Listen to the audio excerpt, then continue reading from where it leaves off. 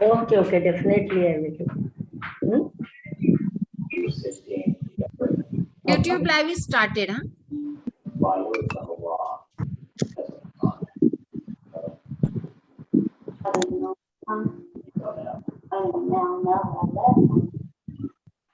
This guy with this young woman. One minute. She was given a 32-year-old certified police officer, Rajeev, faithful follower of her, yes, who at the time had 2 wives. It was the perfect case for those of us who were waiting for. You'll have to mute someone, Mona. Male voice we can hear so much.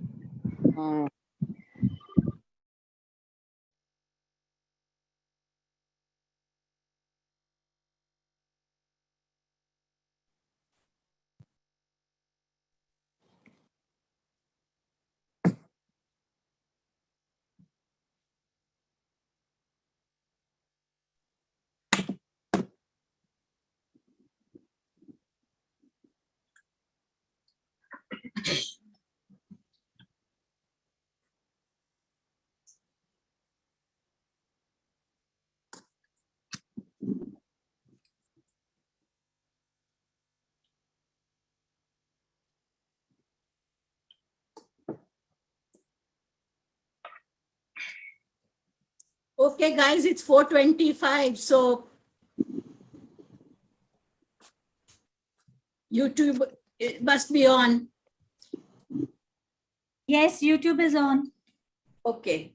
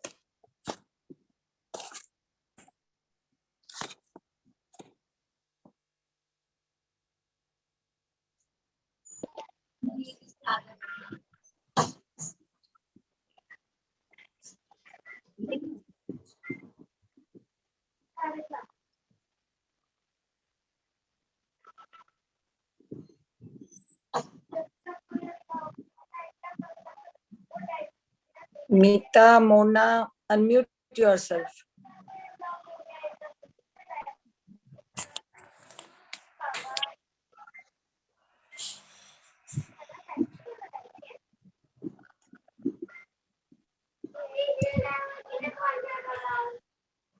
There is still some disturbance coming. Do you want to mute everybody? Should I mute everybody? Hello. In Please 2 do that, minutes, everybody. in 2 minutes, you may. Yeah, okay.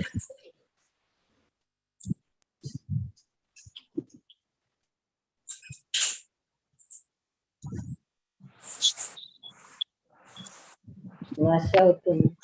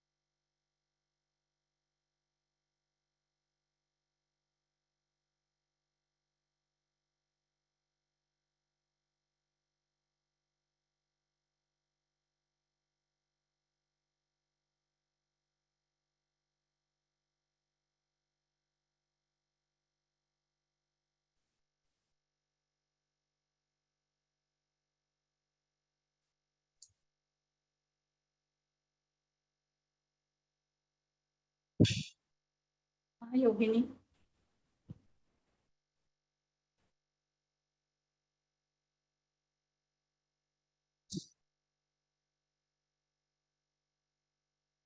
Sorry. Yes.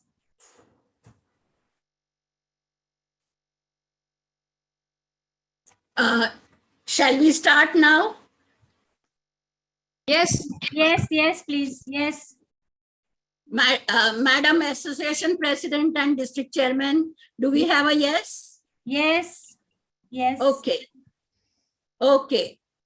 Let Good me- evening, friends. I feel you should unmute all the others and just put me on a... Mona? Yeah, I have muted everybody. Okay. Yeah. Good evening, friends. It is Tuesday, 19th of July, and welcome to the National Medical Seminar by Association of Innovil Clubs in India, hosted by District 314. I am Project Chairman Dr. Pallavi.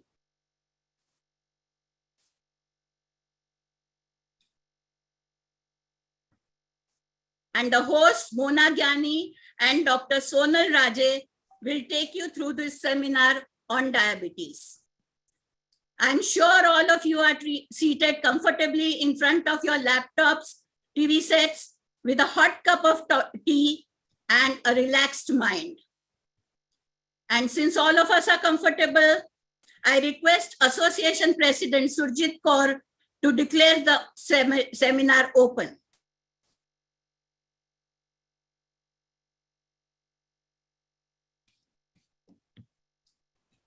I call the meeting of the first session of National Medical Awareness Seminars to order.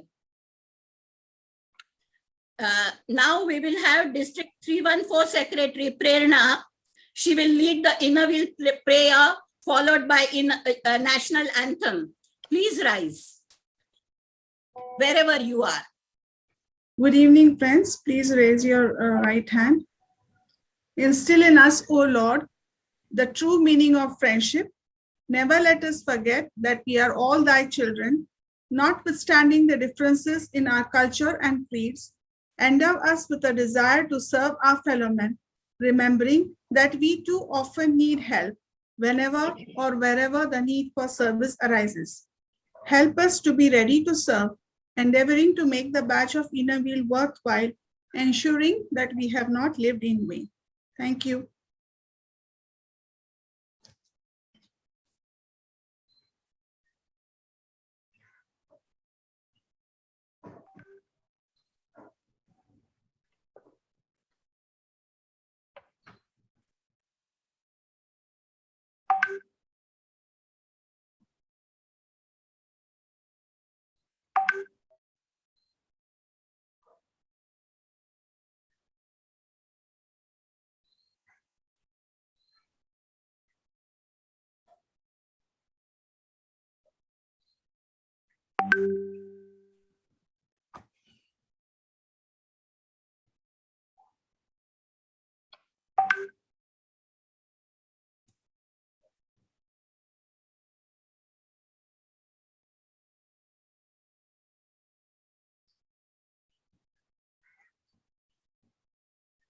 Start. We can sing the national anthem. Jana Gana Mana Adhinayaka Bharat Vidata Punjab Sindh Gujarat Maratha, Dravida, Utkal Banga Vindhya Himachal Yamuna, Ganga, Uchala Jaladi Taranga Tava Shubh Name Jage Tava Shubha Ashisha Mange Gahe Tava Jaya Gatha Jana Gana Mangala Jaya He Bharat Bhagya Vidhata Jaya He Jaya He Jaya He Jaya Jaya Jaya He. Thank you. Thank you. Friends, please take your seats. Today, the subject of the seminar is diabetes, listed as one of the major silent killers. Friends, you may have read, heard, and collected a lot of medical information during the pandemic. For many, it may have created a chaos in mind.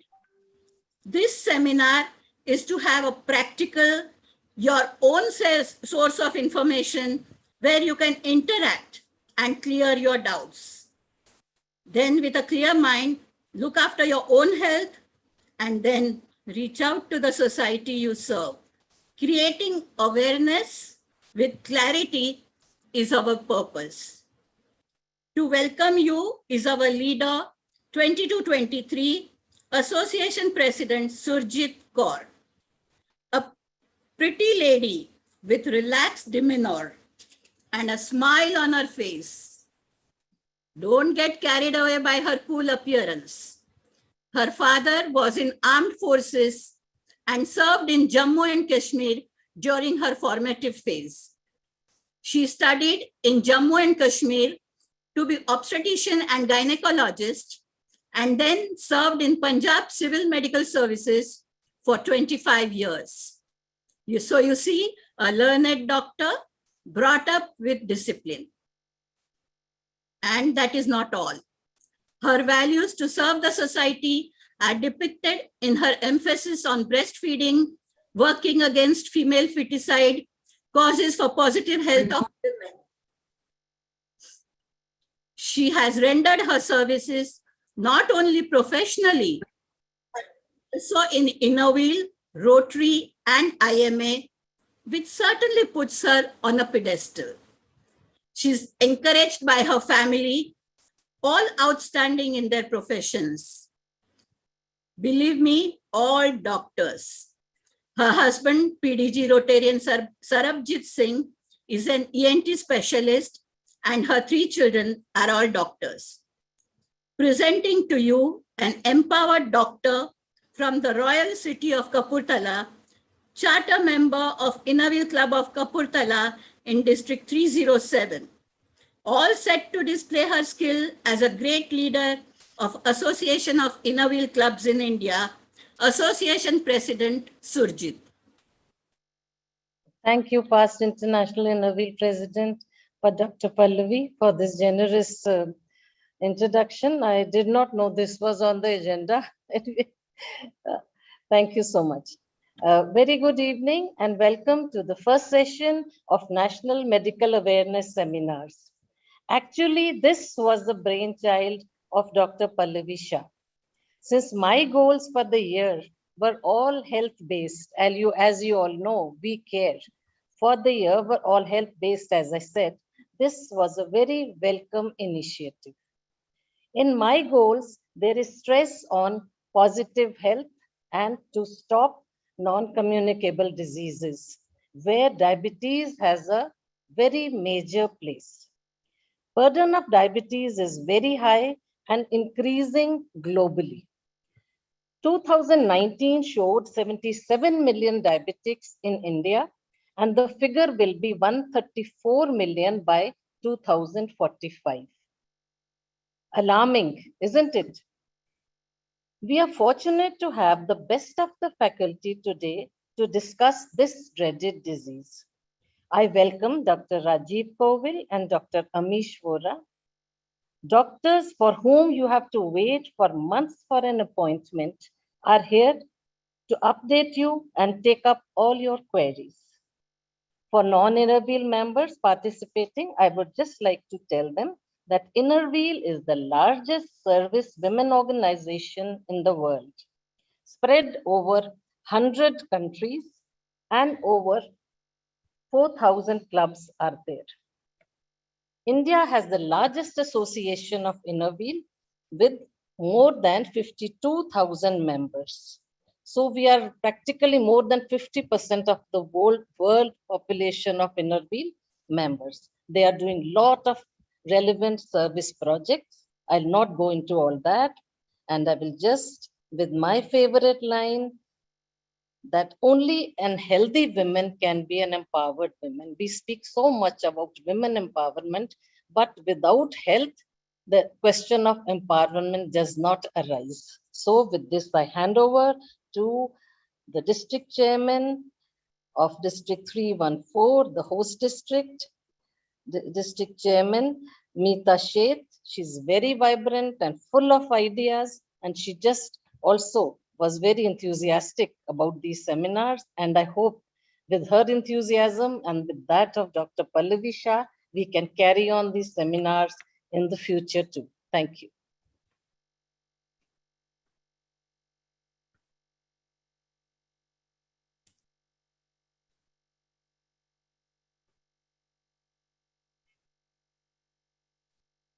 Thank you, Association President Surjit ji, for the warm welcome. Friends, our leaders 20 to 23 have made my work very easy. Both Association President Surjit ji and District Chairman Meeta are self-fulfilled and not self-seeking. They wanted more of the medical information, so they insisted on short introduction. Now, this is association function, so it was our honor to introduce Association President. And Meeta felt her introduction was not required. But when I saw District Chairman Meeta's introduction, the language was so Tharoor style that I felt a simplified introduction is necessary. There is a saying, Jack of all, master of none. DC Meeta of District 314 is Jack of all and master of many. Her enthusiasm and penchant for creativity makes her do everything, different things and differently. While occupying her brain for her profession as a member of financial and equity markets, her heart is in service activities, first in Interact Club of Walsingham School, then from Interact to Rotaract to Innerville Bombay Bayview charter member. Meeta has always been ahead of time and introduced computers, graphic designing, e-receipts for members, and benefited many school children as well. We will see more achievements of both these leaders as time passes at our subsequent seminars. At present, let us lend our ears to District Chairman Meeta Sheth of the host District 314. District Chairman Meeta.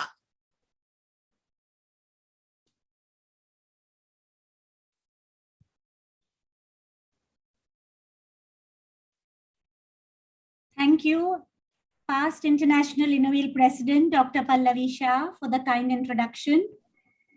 On behalf of the District Executive Committee and members of Innoville District 314, I, Meeta Sheth, District Chairman, welcome Association President and National Representative Dr. Surjit Kaur, International Innoville Executive Members, Association Executive Members, my co-district chairman and their team, International Innoville past presidents, past association presidents, past district chairmen, presidents, and all my dear Innoville friends. At the onset, I would like to thank Association President Dr. Surjit Kaur for this opportunity to host the National Medical Awareness Seminars, and past IIW President Dr. Pallavi Shah to help organizing and coordinating the same on behalf of Innoville District 314. The pandemic caused by the virus is certainly the biggest challenge to global health today. It has brought about many lifestyle changes in our way of living, the main being emphasis on physical health. It was noted that the silent killers like diabetes, hypertension, heart attacks were not so silent and affected younger people. Mental issues of health were rampant, particularly amongst the younger generation. The profile of various diseases has changed. As the duration of the pandemic extends and number of patients who have recovered increases, it becomes imperative to establish understanding of the healthcare issues surrounding them. There is a general scare and myth among members. In Mumbai, there are many learned and experienced doctors. So we decided to hold seminars to create awareness on various diseases in our members, who can then spread this knowledge to the society. To reach out to more members, we approached AP Surjit ji Being a doctor herself, she graciously agreed to have a series of these lectures as interactions under the banner of the Association of Innovil Clubs in India. And we, District 314, decided to host the seminars. Project Chairman Dr. Pallavi Shah and I were joined by many others to carry forward this idea. We have good doctors to talk on important subjects. I hope we all can take advantage of this seminar today on diabetes. This session is an interactive session, so be ready to ask questions to clear your mind on the subject, find a way forward, and help the society at large. The National Medical Seminars with eminent doctors are an endeavor to educate and empower us on health management. Thank you. Thank you, District Chairman Meeta. Am I audible? Yes. Yes. Hi. Yeah. Thank you, District Chairman Meeta. So I think Meeta has already announced that this is going to be an interactive session where all of you can take part. You can all ask questions. Please put down your questions on the chat. And even if we cannot tackle it in this meeting, we will see that we give you the answers on your WhatsApp. And we would also like to have these seminars regularly and as an ongoing program. So we will reach out to you for your feedback. We want to hear our esteemed doctors for longer time. So without much ado, I request Dr. Yogini Sheth to introduce our first speaker, Dr. Rajeev Kovind. He will answer our question. Sweet tooth, is it really sweet? Yogini. Good evening, friends. It is my honor to introduce today's esteemed speaker, Dr. Rajeev Kovind. He is a practicing diabetologist and founder of Dr. Kovild's Diabetes Care Center. Dr. Kovind has completed his MBBS and Diploma in Diabetology from Topiwala National Medical College, Mumbai. He was a gold medalist. He was awarded Fellowship, Royal College of Physicians, Edinburgh. He is an honorary consultant at Nanavati Super Speciality, SL Raheja, BACS, and Bharatiya Arogya Nidhi. He is a founder, member, and secretary of United Diabetes Forum, a non-profit association of practicing diabetologists in India. Dr. Kovind serves as an invited faculty for diabetology fellowship program at D.Y. Patil University. He has published papers in many national and international journals. Dr. Kovind has been passionate about Project Blue Dot. Project Blue Dot's primary aim was to identify and mark diabetes-friendly food with a blue dot. He has been a speaker at conferences globally. He has been a principal investigator for various clinical trials. We are so fortunate to have such an experienced doctor with us today. Is sugar really sweet? Over to Dr. Rajeev Kovind.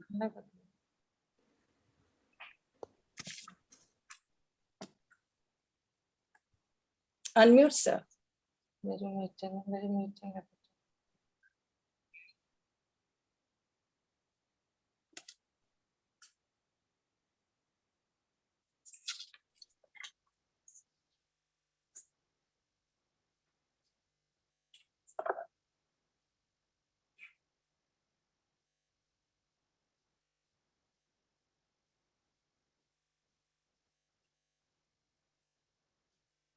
Thank you so much. Thank you for this opportunity. Thank you, Dr. Sujit Kaur, for those warm words. And since we are from the same fraternity, I completely believe that a knowledgeable and will make India a healthy India. And health literacy has been very, very poor. So I would like to thank you, Dr. Pallavi Shah, Meeta Seth, Yogini Seth, Sonal Raje, and the whole team which has worked behind the scenes to get this national awareness program here, because I think that all of us are literate, but health literacy is very poor in India, and if we can have knowledge and health literacy better in India, we can have a much healthier India. Having said that, I'd like to share my screen, and so I have incorporated a few frequently asked questions. So it's a very basic thing about diabetes. It's very unfortunate that diabetes has been the number one non-communicable disease in India. I'm not able to.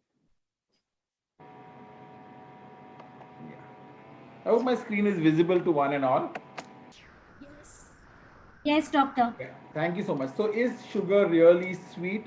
Um, One thing one needs to understand is that your life doesn't stop when you are diagnosed with diabetes. That is extremely important.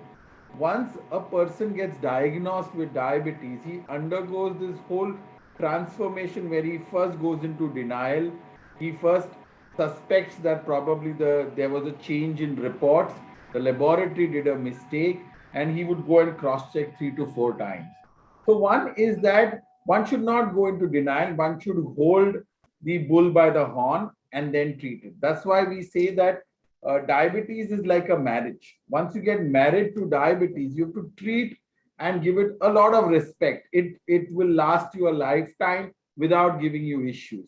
Having said that, let me just go through what is diabetes. And one, you should not stop enjoying your life just because of diabetes. It needs to be given its due importance, but it should not stop you from enjoying life. Now, this is in 1922, 100 years back was when insulin was actually discovered, and insulin is actually one of the top 5 medical discoveries in the world. Why I say so is that there is a type of diabetes called type 1 diabetes, where the person with type 1 diabetes requires insulin for survival. And the discovery of insulin or the invention of insulin actually converted a fatal disease like type 1 diabetes, because till 1922, children with type 1 diabetes would not survive beyond 15 days. Today, 100 years, we are celebrating 100 years of insulin in 2022. Insulin has made people survive with type 1 diabetes, and you will be glad to know that the lifespan of persons with type 1 diabetes is almost matched with people without diabetes. So we have come a very long way. I'm starting with insulin because we are celebrating the centenary year of insulin discovery globally, and it's one of the top 5 discoveries in the world. And importantly, whenever we talk about insulin to any of our patients, there is a sudden, they pull their chair back and they feel that the doctor's punishing the patient because he didn't do well. So insulin, whether it's a type 1 diabetes or a type 2 diabetes, your insulin is not present in people with type 1 diabetes, and in people with type 2 diabetes, it doesn't work. So this is the boy who got insulin for the first time, and he went on to live for 13 years after insulin was discovered. Now, though there is a terminology called diabetes, and it's scientifically called diabetes, we in India have close to 80 million people with diabetes, and we have approximately 99 million people with pre-diabetes. So we have a larger load of people who are in the borderline stage of diabetes, who are extremely eager to become diabetes. And the usual turnover or the crossover is almost 1 crore of patients every year. Second important fact about diabetes is that in India, the diagnosis of diabetes is approximately 1.5 decades earlier as compared to Caucasian patients. So we are usually around 40 to 42 years of age is when a person gets diagnosed with diabetes. Again, diabetes is a non-communicable disorder. It doesn't spread from one family member to another just because living with them. So this is what is all about diabetes. And what is blood sugar? Now for every cell, for every organ, for every cell in our body to work, we need fuel. And fuel is sugar. As you fill petrol in a car, you fill diesel in a car for a car to run, we need glucose and sugar for our engine to run. Now, by just filling petrol in a car, the car doesn't run. The petrol has to reach the engine. For reaching the engine in our body, the transport mechanism is insulin. So sugar is the fuel for our body. Insulin is the key, which once we ignite it, it makes the glucose and the sugar reach every organ. And then every organ uses the sugar as fuel and our metabolism happens. So glucose and sugar are very much required for us.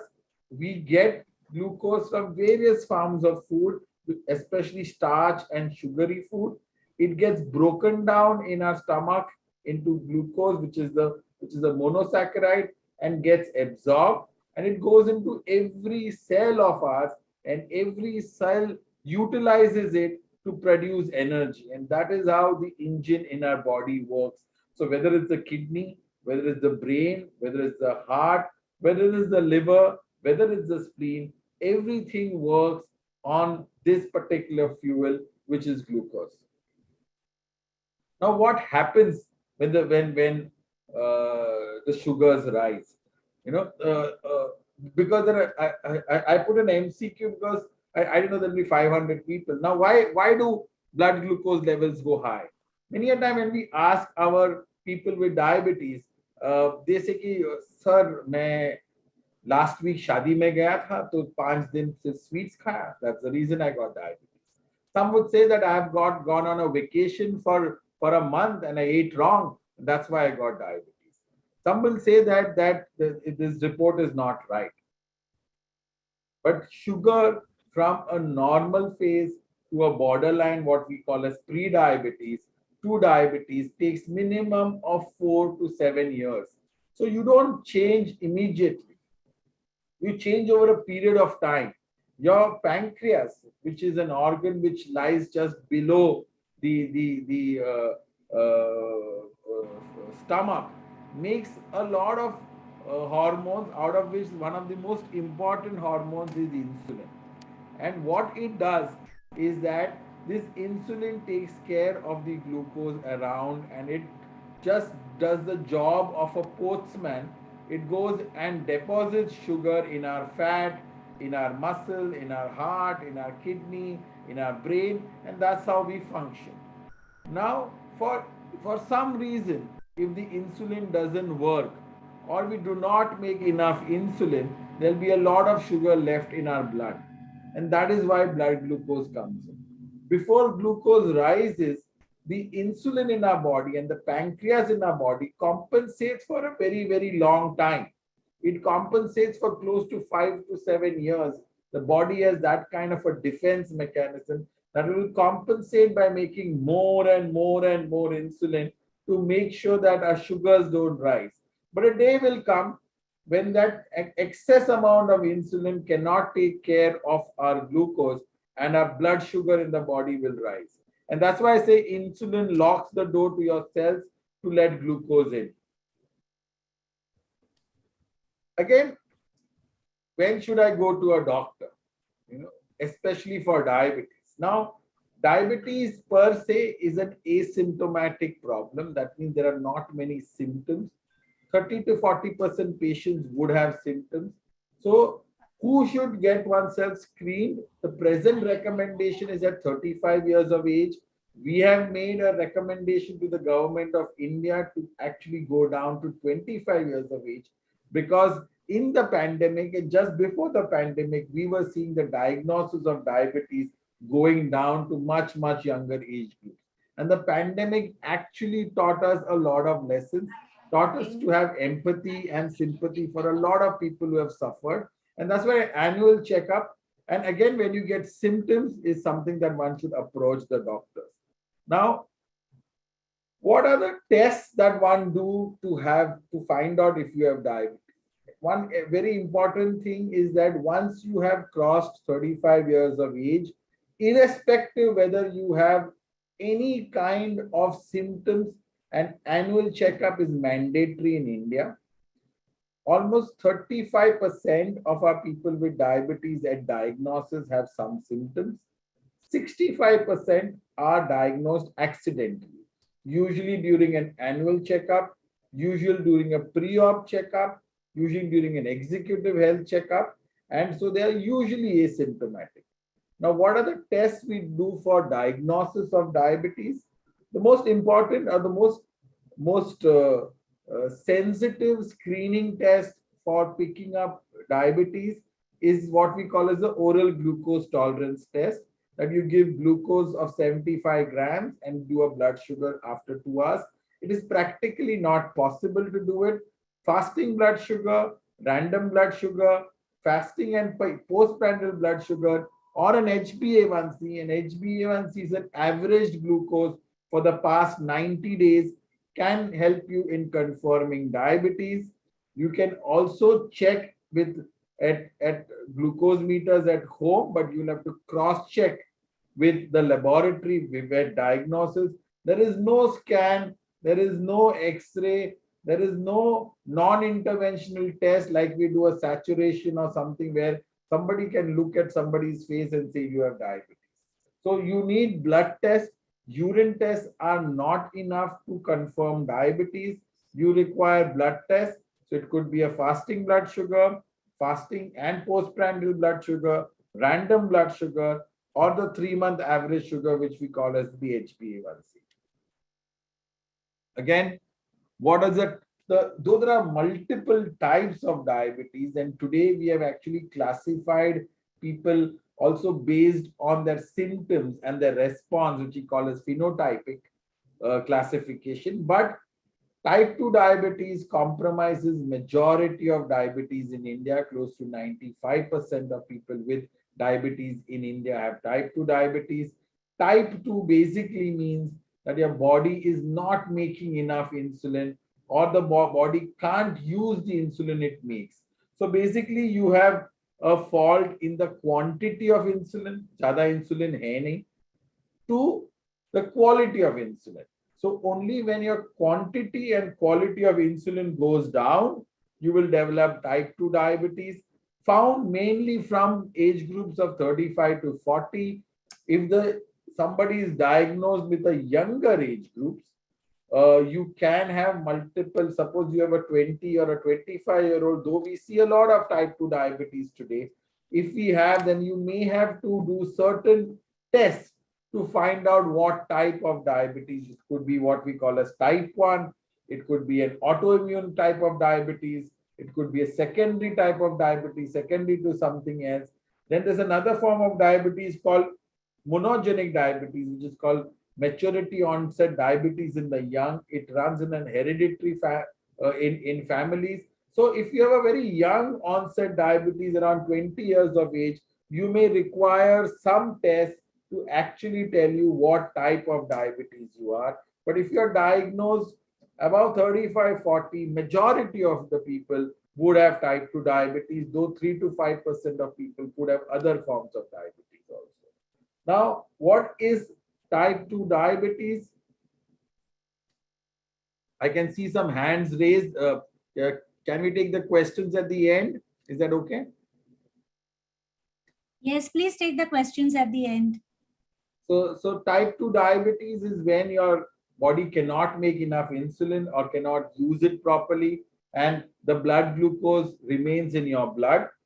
And then the glucose tries to enter the cell through different mechanisms. So you have a straight road going to a town, and the glucose would use some kind of a guerrilla warfare and enter your house from behind.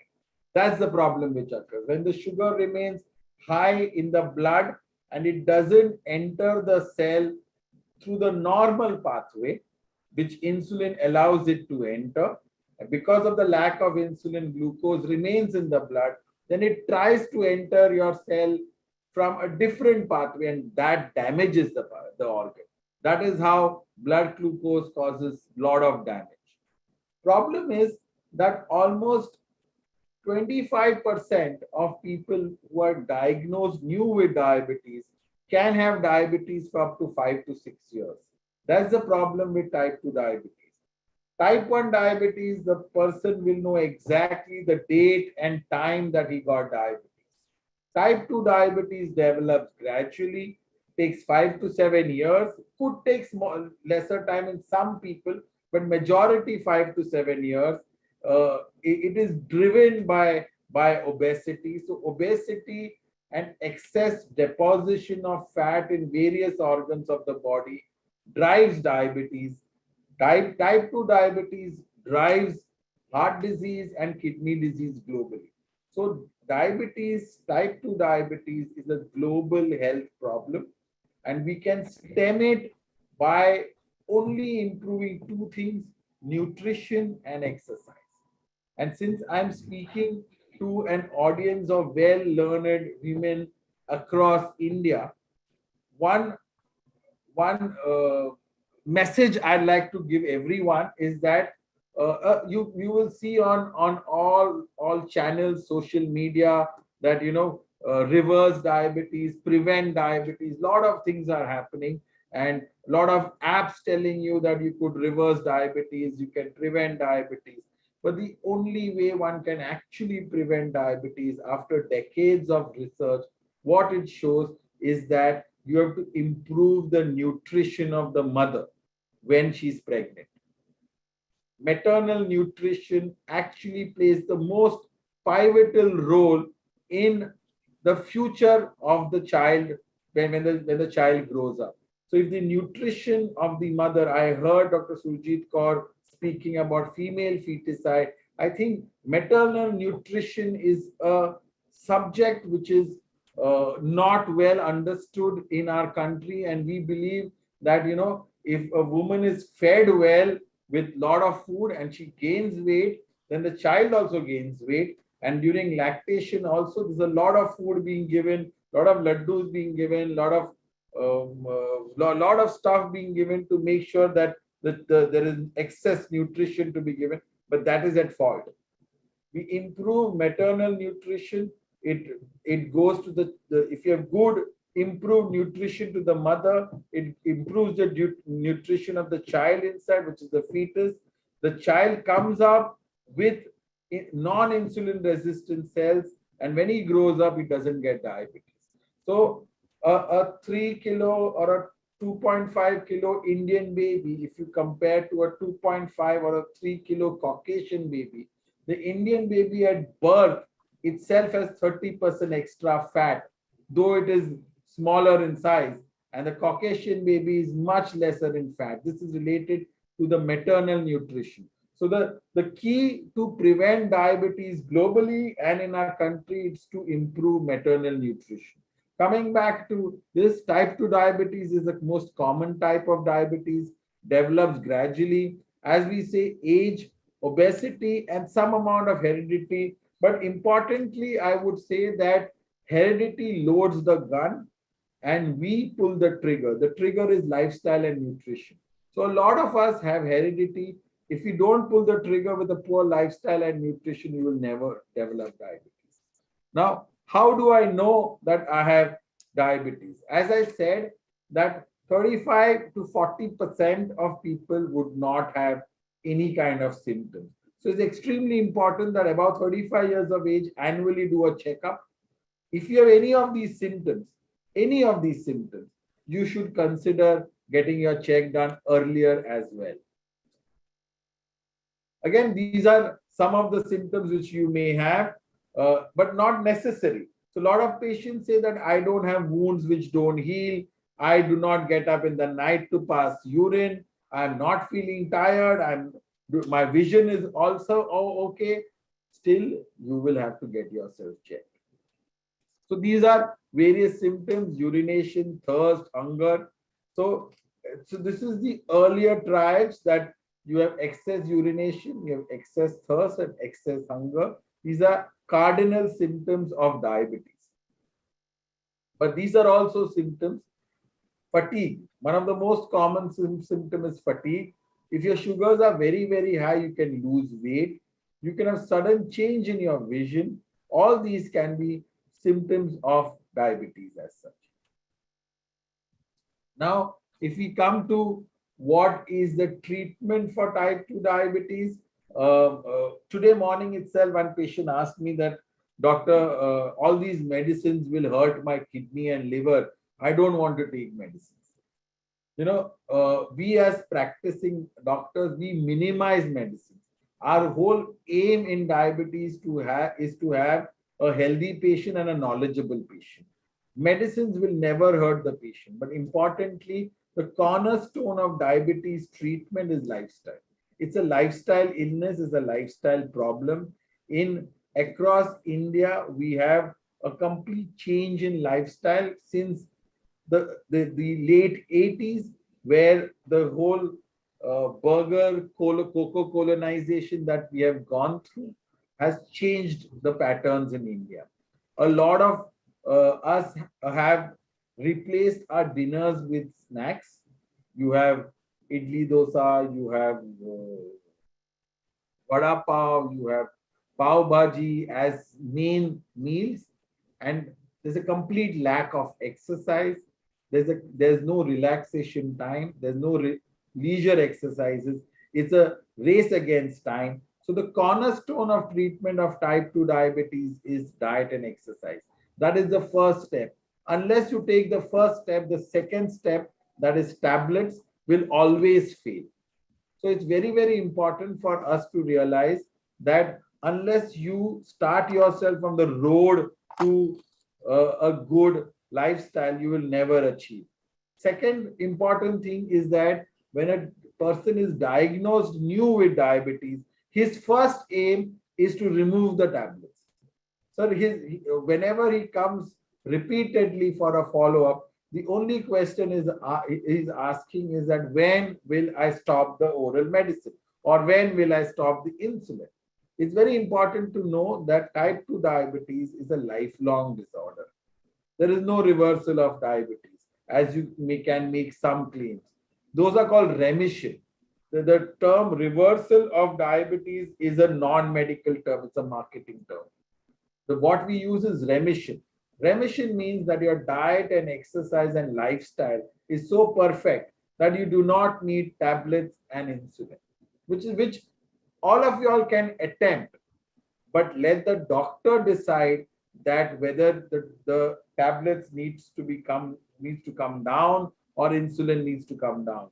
Your target in diabetes is not to stop the medication. Your target in diabetes is to live your life to the lifespan of a non-diabetic, to live your life without complications and not to enter hospitals. For that, a diabetic patient or a person with diabetes has to have regular follow-up, regular tests, and apart from just sugar, there are multiple other tests which needs to do so that you can actually identify complications very, very early. Heart disease, kidney disease, and eye disease and foot problems are the highest complications in India, followed by liver issues. So diabetes affects every organ. If you are scientifically advised by doctors, there needs to be a certain protocol in your evaluation, which is very, very important. It is not about what medications you do or whether we can reduce medicines or increase medicines. That is the lowest hanging fruit for doctors. Most important for doctors and people with diabetes to realize is they need to get evaluated completely. They need to get evaluated for their eyes. They need to get evaluated for the kidney. They need to get evaluated for the heart. They need to get evaluated for blood circulation into the feet. They need to get evaluated for the liver. So the ABCs of diabetes is A is A1C, which is the 3-month blood sugar less than 6.5. B is blood pressure, which is 130/80. C is LDL cholesterol, which is less than 70.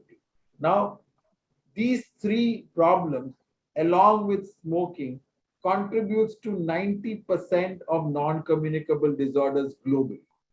So whether you take diabetes, heart disease, cancer, the causes for this are these: diabetes, blood pressure, cholesterol, and smoking. So if we are able to take care of all these three, we can have patients living a good quality life and a longer, better life. So oral tablets are there. They do not cause any problems. They may have minor side effects. When they come out into the market, they have gone at least a 7 to 8 years of phase 1, phase 2, and phase 3 studies. And the regulatory authorities, whether globally or in India, undertake a lot of studies before giving approval to any tablet or insulin. Again, as I said, that diabetes treatment is, again, you need to have a good healthy diet, which a nutritionist will help you. 150 minutes of exercise per week is what is recommended. Now, exercise also has to be tailor-made. Now, a person with foot problem cannot walk and jog. A person with a back problem cannot skip. A person with a frozen shoulder cannot swim. So everything has to be tailor-made, and most importantly, exercise is something that the person should enjoy. It should never be a punishment to the person, because importantly, this needs to be carried out for the rest of your life. So it's important that people realize that leisure exercises, things which you like doing, is something that you need to keep doing. That's the only way you can continue it for the rest of your life. So what sort of food is good? Again, all these things that you can see, one needs to get a lot of raws back into our meals. So whether it's a salad, whether it's fruits, whether it's vegetables, whole grains, all these things traditionally that we used to eat is extremely important. We have been replaced by a Western meal, and that seems to be the crux of non-communicable diseases, whether it's heart disease or cancer or diabetes. The crux remains nutrition and exercise and lifestyle. Again, very important that we need to eat slowly, we need to eat regularly, we need to not overeat. Again, alcohol and tobacco are two issues with diabetes, because finally they also cause the same kind of complications which diabetes causes. So it's important that we take that also into account when we actually treat people with diabetes. Exercise, again, as I said, that it's very important that we discuss exercise, because it's the most cheapest thing is to go and walk, but it can be the most monotonous thing to do, and you may not enjoy it. You may actually like to do things which you did as a child. It could be tennis, racket sport, household work. You could also go up and down your building. You can jog, but it all depends on what you like to do. I have patients who play on the Xbox and get their workout done. I have patients who do Zumba. I have patients who do Bollywood dancing and they have their workout. So whatever sort of exercise you do, it's extremely important that you enjoy doing it. And it's not a punishment given by the doctor or anybody else. Very important that when you decide to exercise, you need to start slow. You need to then slightly go up, and then there has to be a phase down. Do not decide that my doctor told me for a walk, so from tomorrow I'm going to start a 1-hour walk. That's not going to be possible. You will end up with issues, whether it's a bone-related issue or a heart-related issue, we don't know. So again, go very, very slow and phase it up over a period of 4 to 6 weeks. Important to wear proper footwear, which is a problem in India. And this itself can be a huge topic to take for a few hours. And important is to wear footwear. I would just say that you should always buy footwear in the evening, because by then certain amount of swelling has developed. 2, you should always have footwears with a wider toe box. So if you're buying kids or running shoes, then it should be basketball shoes, because they are wider in the toe box area. And always wear shoes with a back strap, or sandals with a back strap, not slip-ons at all, because those are problematic for people with diabetes. Again, will I need tablets, or will I need insulin, or will I not need anything? So we have close to 5 to 7% of people with diabetes who can be controlled only on their diet and exercise. Medications, whether it's oral medications or insulin, is added on to the patient's lifestyle. So whether the person requires anything or not, the decision has to be taken by the healthcare professional and the doctor, and there should be a shared decision making with the person with diabetes. Otherwise, they don't remain compliant to what needs to be given. Again, how do tablets work? Some tablets again make more insulin in the body. Some tablets help in your insulin's action. Some tablets slow the digestion of food. Some tablets help your liver to work better. So all the tablets work in a different way. There are 8 defects in people with diabetes. We think it's only the pancreas, but 8 other defects are there. There are defects in the liver, there's defects in the kidney, which all come together for a person to develop diabetes. So today our approach is to have medications which probably tackle majority of these defects, the underlying problems in diabetes, which can be a lot of fat around your waist, which could be excess fat deposition in your body. All those things need to be taken care of in people with diabetes. So in diabetes, there is a ongoing, I would say, debate that whether weight loss also should be incorporated as one form of treatment in people with diabetes. The weight loss in people with well-controlled diabetes will surely eventually help in their organs and in their life and in the quality of life. Again, insulin, a lot of people run away when insulin is spoken about. I would say that one should be wiser and use insulin earlier on when the doctor suggests it, rather than get into a complication and use insulin once you have a complication. Insulin cannot be given in a tablet form as it will be destroyed. We have once a week insulin which should come into India probably next year.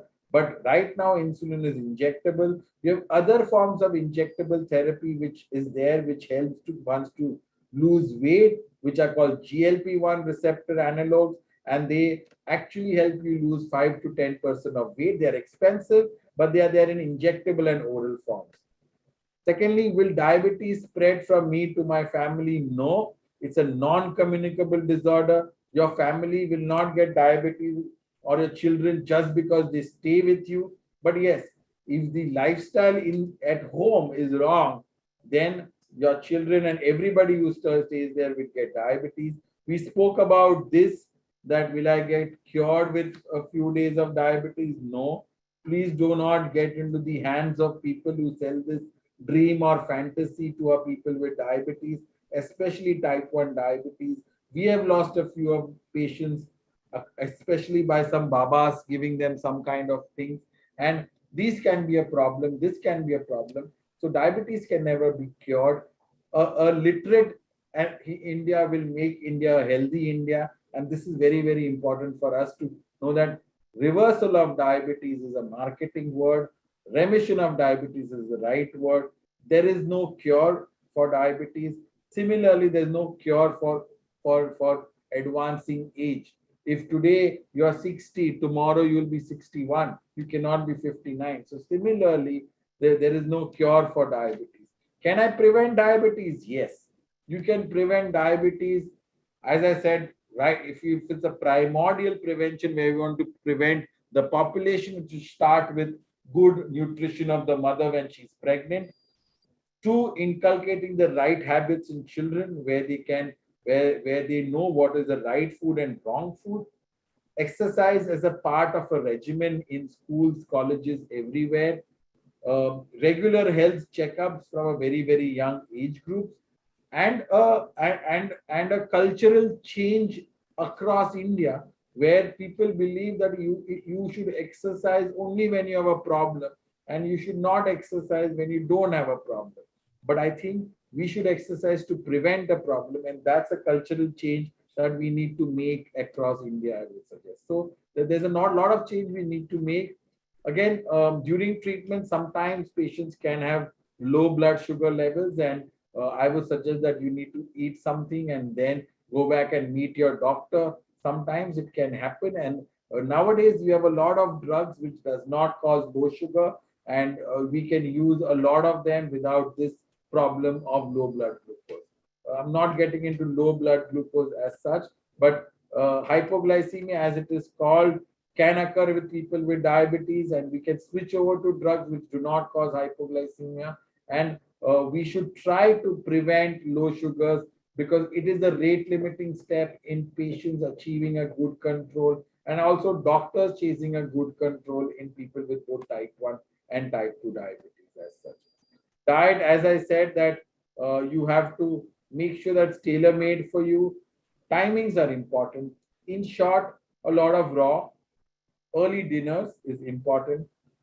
Importantly is not to skip meals, and again, don't overeat. So these are very simple forms. Do not replace a meal with a snack. Eat at regular timings. Eat your dinners early. Exercise daily, and you will see that you do not get diabetes. And even if you have, it can prevent complications of diabetes. Again, these are generic advices rather than specifics. I would say that a diet plan should always be sat with the nutritionist, because all of us eat dal, vegetables, roti and rice, and salads and curds. But the way it is made in each house is different. The roti made in your house could be 100 calories, and in my house could be 200 calories. The same sabji in your house could be one serving, maybe 300 calories, and my serving could be 600 calories.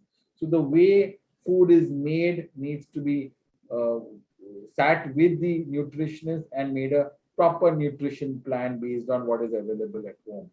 Again, few things that can I drive a car. Newly diagnosed people with diabetes who have a lot of fluctuating control, we tell them not to drive a car. People with insensitive foot problems, we tell them not to drive a car.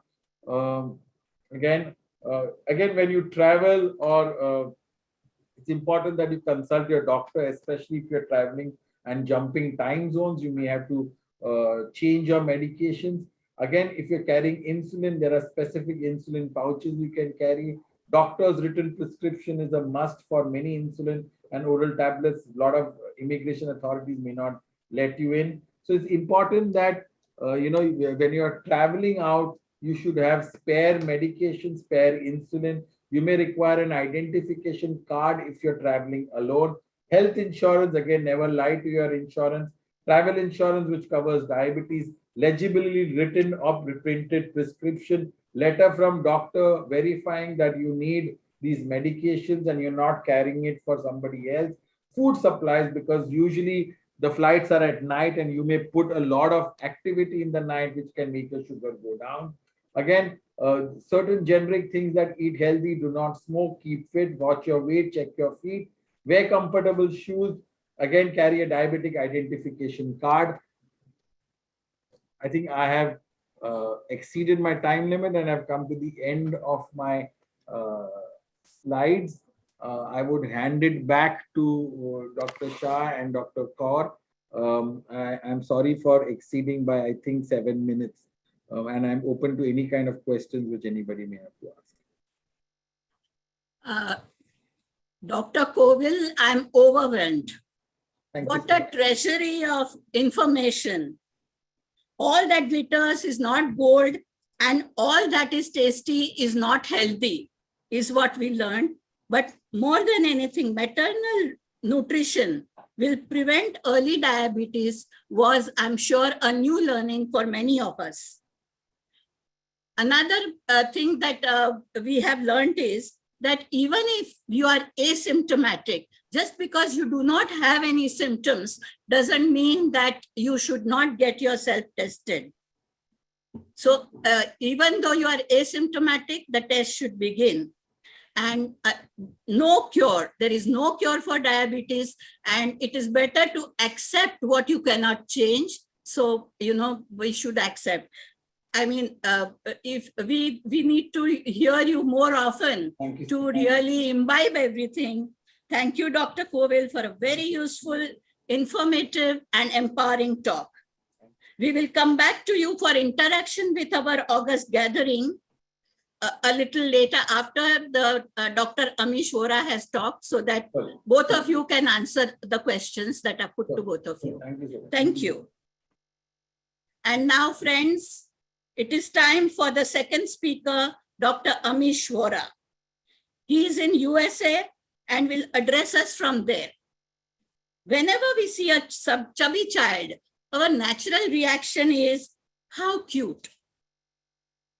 Dr. Ami Shwara will talk on childhood obesity and its relation to diabetes. And Dr. Sonal Raje will introduce Dr. Ami Shwara. Sonal.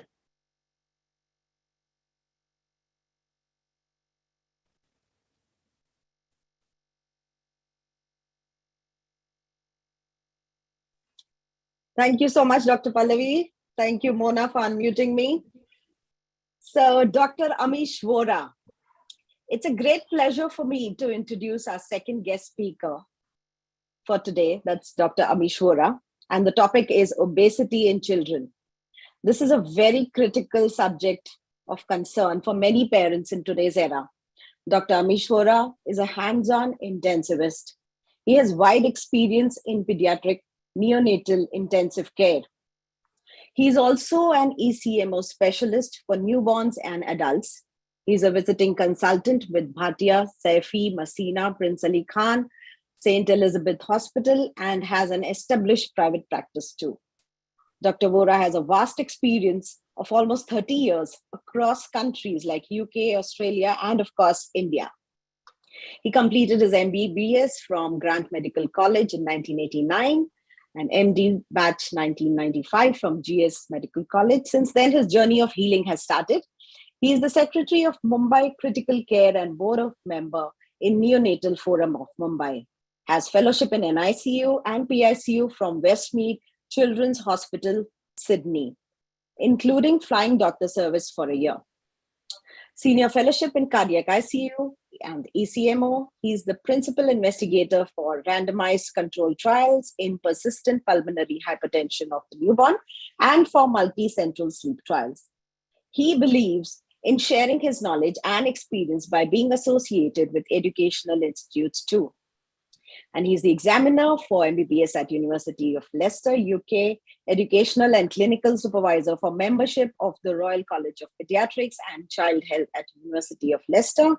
He has several publications and presentations to his name and is an author to many textbooks, articles in international journals. So let's hear it from Dr. Ami Shwara. Over to you, Doctor.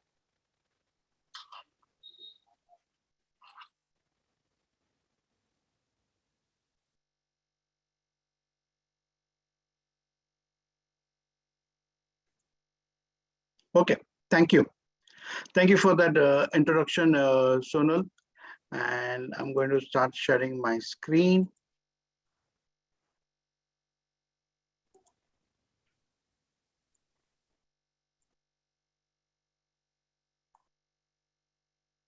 Okay, is my screen visible? Yes, doctor. Yes. Okay. So first of all, let me start with thanking all the president and the past president and all of you for inviting me. Especially thank you, Mrs. Meeta Shah, Dr. Pallavi Shah, and Sonal Raje for the introduction. And thank you for all the other dignitaries which are present, and really appreciate and giving this talk, which I'm really interested in. So it's a very well-planned session to Dr. Pallavi Shah, because it goes hand in hand what the previous topic was all about. It's all about, the diet and exercise. So we are going to talk about childhood obesity. Is it really cute? And we always want to see a child as we see in the picture over there. So what I'm going to try and cover in this topic is what is obesity? How big is the problem? What are the causes? A little bit of effect of it, and really what we can do about it. So we all know what, if we see something like this, what is obesity? But is that what we want to see? No. We want to pick up obesity by measuring the body mass index. Body mass index is weight upon square root of height. You don't need to know that. You just need to put it on any apps. Just Google body mass index, put your height, put your weight, it tells you your body mass index.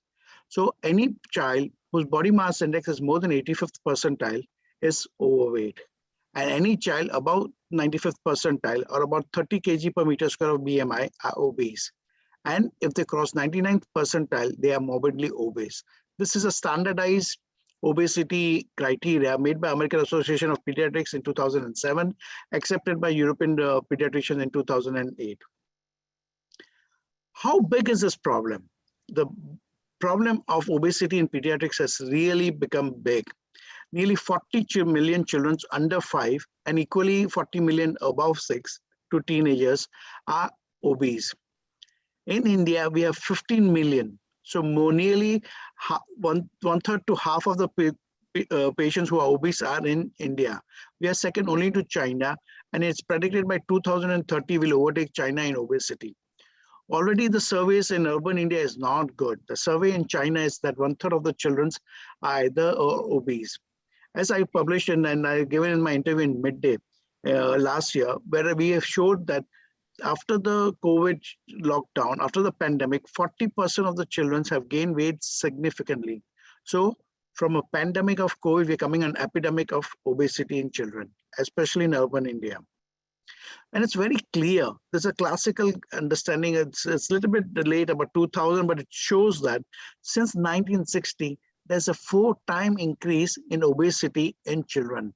From 4%, we have gone to crossing to about 6% across all the age group and all the gender. So obesity is becoming 4 times and it's really becoming an issue. Why are we seeing it? Obesity is basically, as we heard before, is calorie in, calorie out. Okay, if the balance is not maintained, you will get obese. So how much you eat, you should be burning out, and you should not be eating more than what you can burn out to make sure that your balance of your fat, your carbohydrates, your proteins, all are kept intact. And especially this is all is also centrally connected. So what are the other causes? Too much of wrong kind of food and the drink is a main culprit in last 20 decades. So in 1970s, we started seeing supersize, okay, where they started including big size Coke bottles, 2 liters Coke bottle. In 80s came the ready meal. In 90s came the fast food, 200 saw takeaway, and last 10 decades we are seeing home deliveries. And this all has been the root cause of obesity coming in. Soft drink in UK is a big market and they target children's. Food, drinks and advertising in UK is also a big market. At the same time, mothers are working, mothers are stressed out, so less breastfeeding, more use of formula milk and ready-made weaning food, which are all preservative-based with salt and sugar, causing more harm. Kids, sedentary lifestyle, are not playing. We all know that how we used to play, our kids are not playing. And obviously, all of them are spending more time on screen, including ourselves. And this all are the main root causes of obesity. Okay, this all causes are much more than the medical causes of obesity, which are less than 10%. 90% of obesity is because of overeating and less exercise. As we see, the portion size in 1960 to 2011 has nearly doubled. And law and order, you can see the portion size between USA and Australia. The law in Australia is very strict, so the portion size is nearly half, while in USA we have portion size which are nearly double. And we can see the culprit, what's happening. All the fried food, salted food, and sugary food. Sedentary lifestyle, lots of time on the video games, and it starts very early. And it also what we do that the child learns. So there's a dramatic change in last few decades. Previously, people used to walk or take a cycle to school that was nearby. Slowly, they started driving to school, and nowadays it's buses which takes them. And most of the children now use escalators or elevators. Many says indoor after school because parents are working, so after school they are busy playing on the video games or watching television. Introduction of video games and computers have driven children away from sports. Physical education in the school itself has decreased, and aggressive marketing of fast food, junk, video games, and has been shown by evidence that even an advertisement of less than 30 seconds is enough to influence a child. So what does this have? If the child is obese, what happens to the child? It's a physical, social, and emotional consequences. Physically, as we heard before, it's glucose intolerance and insulin. Type 2 diabetes is really increasing in children, especially more than 6 years of age. And in teenagers, there's a 3-fold increase in type 2 diabetes we see in children. Similarly, we see them having hypertension, menstrual irregulation, polycystic ovarian syndrome. All of us have know about this. All of us have children and all know somebody who has PCOD. It was PCOD, now it's changing out to PCOS, but it's a very common thing which we see in young females, and it's rampantly increasing. Every week, I see 2 or 3 new females getting this disease. You have liver disorders, you have sleep apnea, you have asthma, and you have problems with your hip joint and your knee joint. Emotionally, it's very depressing. They have a negative image of themselves. They have low self-esteem, and it becomes a circle. You know, they are obese, they go depressed, or they have low self-esteem. They eat more, they exercise less. So obviously there's a social health issue, there's a stigma, there's a bullying and school teasing in the school. And in social life, they're marginalized. We know that most of the obese kids don't get socially called for functions or parties, and this leads to further problem with emotional and food habits. So what can we do, or what should we do? I think it's more about what should we do. So this is a whole picture frame which is very common for obesity of what one should be doing as social norms and values, of what we should be doing as social norms and values. We should be agreeing that, you know, a big child or is not a healthy child. What the law and order can do, what the food, agricultural, educational ministers, transport ministers and all can do. But more important is the red one. What at home, school, community, what we can do ourselves, what we can do about our food, what about the physical activity. And that's the most important thing that I'm going to concentrate about, what we can do instead of asking what everyone else can do. Okay, so what are these players involved in this changing this process? It's obviously the schools and teachers locally, it's our parents and the whole family as a union, and doctors and hospital. The last part is a little bit less important. I think more important is for the schools and the parents. So in the school, it's very important to start healthy lunch program with zero tolerance of junk food policy in place. The school should make this that there should be zero tolerance of junk food. There should be emphasis on family participating, educating, and regularly doing a follow-up and check-up. The teachers should play a major role in educating the children and parents of zero tolerance of junk food. The family should make sure that we can play its role in implementing those new changes. The school should make sure that there's increased play activity in young age. There's increased play area. There's a field or a garden where the kids can play. As we can see in urban India, the schools are becoming more of a building than in the olden times where we used to have a ground and we should play and everything was part of school activities. So what does zero tolerance of junk food policy means? Okay. So as I said in my interview this year in Femina, where we said that zero food tolerance for the school should be no packet foods. No kids should be allowed any packaged foods. No wafers, no chocolates, no morning made Maggie, no ready to eat meal. It should be whole based community food. School lunch menu, if made by school, should be reviewed by a clinician dietitian to make sure it's a balanced diet. And especially in the school and birthdays, especially in junior school, it's important that we make it as a rule that we give no fruits or cakes. We give no sweets or cakes. It should be based on fruits, dry fruits, and raisins, making them empower that having a fruit itself is a celebration. Where does this come that, you know, giving sweets is a way to celebrate in birthdays? The kids don't know. 2 years, 3 years, 4 years, kids don't know that, you know, giving sweets is important. If you say that, oh, it's your birthday, please give fruits to everyone. All of them will accept, yes, fruit is a good way to celebrate birthdays. Give raisins, give some dry fruits. You know, make that as a happy occasion, that make it linked. Instead of sweets and cakes with your happy occasion, link fruits and dry fruits with your happy occasions, thereby empowering at an early age what it means. Parents, it's very important that tiffins we encourage children to take fruits, dry fruits, and home-cooked snacks. Even the traditional meal of chapati or paratha with vegetable stuff or your khakras and theplas and everything is much better than giving them any of the packaged foods. At home, when you have parties, below 6 years birthday parties, encourage fruits and dry fruits. Avoid fruit cakes and things. You know, a fruit cake is much better than trying to have a chocolate cake. And the kids, if every parent start doing it in our own community, starting with oneself, then the whole community plus starts. And I'm not saying it's difficult. Like when in UK, when we were there for 15 years, it was clear that for under fourth grade, nobody can get fruits or chocolate. And it's practiced as a whole nation. And they're trying to really tackle and hoping to see a change in 10 to 20 years. And it stays at start at the basic age group. Get the parents' healthy weight concept done. Okay, by emphasizing on increasing physical activity and eating the right type of food. We do not want them to restrict food, but make sure they eat the right type of the food. It should never be a stigma of, in case they are overweight, it should never be a stigma. We need to know, accept what they are and see how we can get better. Children are often encouraged to make a healthy choices from birth, with parents serving as a role model. So it starts with us, and then we can talk about our kids. Food should never be a reward or restriction for punishment. Okay, if you do this well, I'll give you a chocolate. If you take your vaccine properly, I'll give you an ice cream.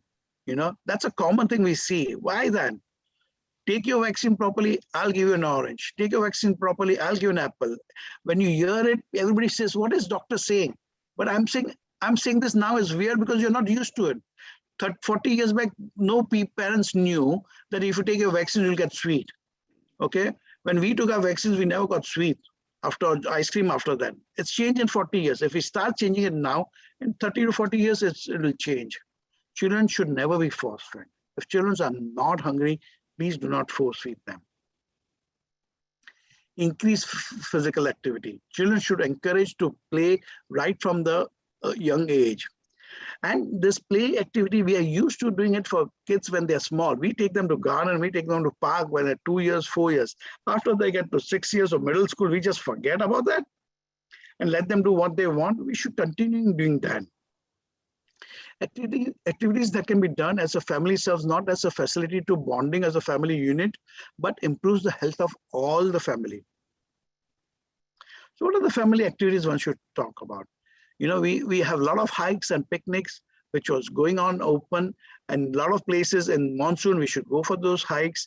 Later on, we should take the kids to the local park and playground with equipments. Go for bigger kids, we can take them for a bike ride. A lot of kids play football, cricket, and do dance. Make sure they start at early age, and we continue encouraging them and taking them for that. Playing skipping rope and hula, it's a good home event. When it's monsoon, it's a good thing for kids to do that. As a family, become a gym member, start swimming, start skating, go for dance and clap and singing with children from young age. Enroll your children in activities such as dance and gymnastics from young age. Parents can be role model in engaging in physical activity themselves. So, you know, play hula hoops with your kids. See how you do them. They will enjoy. And make sure they get into physical activity. Fruit picking. Fruit picking is another very good family activity where, you know, when we go to abroad, when you go to UK, or we go for strawberry picking, but how many of us go to, in India in summer, go and pick up, do mango picking or grapes picking? It's an excellent activity. It's just, you know, out of 40 kilometers out of Bombay, and you can get good places to go and pick up fruit picking. Other suggestion is limit television and mobile viewing. You all know that, but it has to start young. Encourage love of books from a young age, and make sure you do a family trip to public library. I'll ask you, 80% of you will not know which are the good big public library in your own city. And it's very important. I'm not going to pick up and ask you what are public libraries, but, you know, find it, take your kids over there. When they see others reading, they read about discipline, sit there, make them sit. When they see others reading, that encourages them to start reading. Promoting healthy eating for life for children. It's emphasized that children start learning to eat early age, what they should be eating and not restricting on what they should be not eating. Developmental consideration. Kids keep on growing. As a pediatrician, unlike adults, different age group has different behavior. A newborn is different than an infant. An infant less than 2 years is different than a child between 2 to 12 years. A teenager is between 12 to 18 is different than all of them. And all of them are different than an adult. So each development age group has a different things for the food, the exercise, and what we should be doing. And that's very important to keep in mind. The most important thing to keep in mind is a lot of parents come with, they say, my child is not eating between 2 to 4 years of age. This is an age group where they are an explorer. They've started to run and walk. And that's why we call it as a physiological anemia. Okay, they have decreased appetite. They just want to run and be free. And they just found their independence. They just found their autonomy, and they want to just explore. Let them explore. Let them eat. Okay, at this age group, even the weight and everything reduction has to come down. They are now going to develop. They're supposed to lose their baby fat between 2 to 4 years. Let them get rid of it. Okay, let them be autonomous, and do not shame them into eating more. Characteristic of this stage of trying autonomy, of being their freedom, is more important than trying to implement strict eating habits. Temper tantrum happens. If they don't want it, don't give it. And if they're asking for unrealistic thing, it's where you are the parents, and you have to make sure that you do not give in easily. Okay, if you give in once, it becomes a habit. Once or twice, it's difficult, but over the time, it will get better. So what is a feeding toddlers history? So allow the child to prepare the food. You know, nowadays in urban India, it's become Ramu Khana Lao. That's not important. Tell the children, help them in setting up the table. Once they are a little bit bigger, help them to make the food. Make sure that they know what they're going on. Even at a young age group, as I said, they want the independence, they want freedom. Give them a choice of what they want to eat. Like, give them a choice between what do you want. So you want them to eat fruit, ask them, do you want an apple slice or banana slice? So whatever he chooses, he feels he's made the choice, but you've given him what he or she should be eating. Make the portion size small. People want them to eat a whole apple. It's not possible. Okay, for kids, the smaller the portion size. What we say is for vegetables, if you want them, it's 1 tablespoon for each age. Okay, so 2-year-old will have only 2 tablespoons of vegetables. Having large portions can be overwhelming. Okay, so if they have too much in their plates, they will get confused, and they'll be stressed out how are they going to eat all that. And as we say, khana chodo mat plate pe. So then that becomes a force feeding. That it becomes a habit to empty out the plate, and that's they're eating more than what they want. If they are full, they should be taught in early. If you're full, your stomach is not your dustbin. Please stop eating. Make the food look appealing. Okay, put some smiley face from the peas, make beans on top of your mashed potatoes, make it good fun so they feel like eating. Set the discipline. It's not that whenever they're hungry, make a regular time, but do not force it. Get that balance right. This is the timing to eat, and this is the time to enjoy. And remember, if they're not hungry, let them skip it. Doctors. Each doctors have a role. And that's why as we see the vaccine schedules are very clear in first 2 year or 2 years. So we have to make sure the child is growing developmentally normal. Okay, the growth is good. Previously in early part of my career, it was all about making sure the child is healthy and growing fine. They're putting on properly. Now, in last 20 years, my practice is mostly making sure we do not overdo it. Okay, so we need to do a 3-monthly checkup for the first year, 6-monthly checkup for the second year. First 2 years, it happens very regularly because that's when the vaccines are due. Okay, but after that, it becomes very erratic because the vaccines are due every 3 to 5 years. But it's very important that you keep on doing a yearly checkup.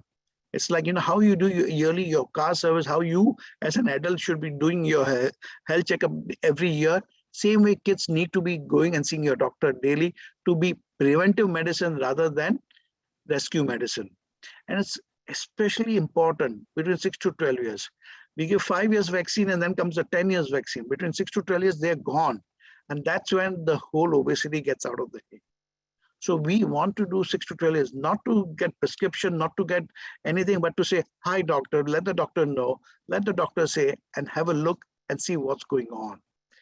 We pick up the issues with BMI, the diabetes, the obesity, all of them much early than what we see them. And remember, it takes a year or 2 years to pick up, and it'll take a longer to accept. As with the last doctor said, it's denial of the issue, which is a problem. And what do we do? A lot of patients come which are when they're too late, and they're already obese. But we have to treat them, we have to see them, we take a detailed history, we make sure about the physical activity, what they are doing, we see if they have any morbidity associated with obesity, and look for it. If they have any signs of eye changes, any signs of precocious puberty or early puberty which is going on, or we can see the type 2 diabetes signs on the neck, or they start having knee problem and hip problem at an early age. Okay, and that's what we have to see when they come. There are lots of other causes, pathological medical causes, which we need to rule out, but they are rare. As I said, they're less than 10%, but they can come, and that's seen. But we see them. If you come between 6 to 12 years, we pick them up early, and then we can decide about them. There are rarely some medication which a lot of kids have to take. We make sure that those medications are not a cause, but that causes, as we say, is less than 1%. When the child is obese, based on the obesity and the risk factors, we have to decide about what medications and what treatment and what investigations we need to do. So that only an overweight with risk factors, an overweight with obese with high risk factors, we need to investigate. Important are the risk factors, which is family history of obesity, elevated blood pressure, lipids, and tobacco and alcohol use. Let's not be blinded and and think that our teenagers, our kids in India do not have tobacco and alcohol use. That's being kiddish. We all have been teenagers at 16 to 18, and we know what 16 to 18-year kids do. If they have an issue, let's not bury our face in the sand. Let's tackle it and make sure that it's under control. So what are the stages? Okay, there are a lot of stages of treatment. Please do not read the whole thing. The important thing is that there's stages. What we can do is for prevention when we do regular meetings. If needed, for those who are in obese category, we can do prevention plus planning. Those who are a little bit higher and already obese, we can do structural weight management. For those who are even more obese, reaching over 99 percentile, we can do comprehensive multidisciplinary management or tertiary care investigations and meal replacement, pharmacotherapy, and needed rarely surgery. So there are lots of things we can do once the child is obese. Okay, but the most important thing is what I really like to tell the parents, it takes me a year or 2 years is to understand this 3 stages.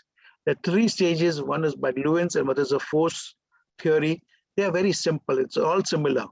The 3 stages of Lewins senses, it's in 1970, Kurt Lewins described the stages. Unfreezing means wake up. Accept there's a problem of obesity. Accept there's a problem of overweight. Okay, let's tackle it. Let's accept it. Let's not be in denial. And second phase starts, let's start changing it. Let's change everything, get good habits, good diet, good exercise. And once we have a good habit, refreeze it. So refreeze into good diet, good exercise, and make that part of your life. These are the 3 simple principles which we should be following.